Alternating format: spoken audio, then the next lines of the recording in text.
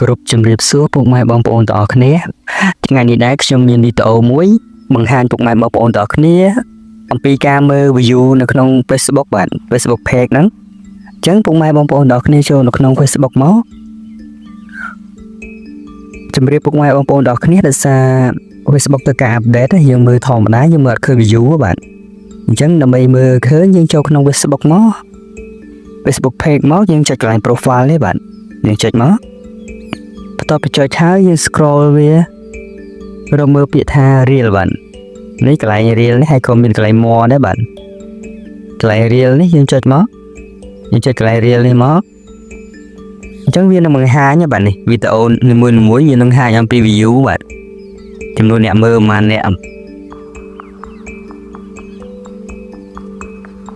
ចឹងបើសិនជាពុកម៉ែបងប្អូនទាំងគ្នាចូលធម្មតាបែបនេះវាអត់មានឃើញបង្ហាញ view ទេបាទវាបង្ហាញតែចំនួនអ្នក like ហើយនិងអ្នក share ទេបាទហើយនិងអ្នក comment តែ view អត់មានទេបាទអញ្ចឹងពុកម៉ែបងប្អូនទាំងអស់គ្នាកុំភ្លេចចូលតាមខ្ញុំបង្ហាញមកចូលកន្លែង reel នេះមកវានឹងបង្ហាញឲ្យឃើញបាទអញ្ចឹងវីដេអូមានតែប៉ុណ្្នឹងទេសូមអរគុណ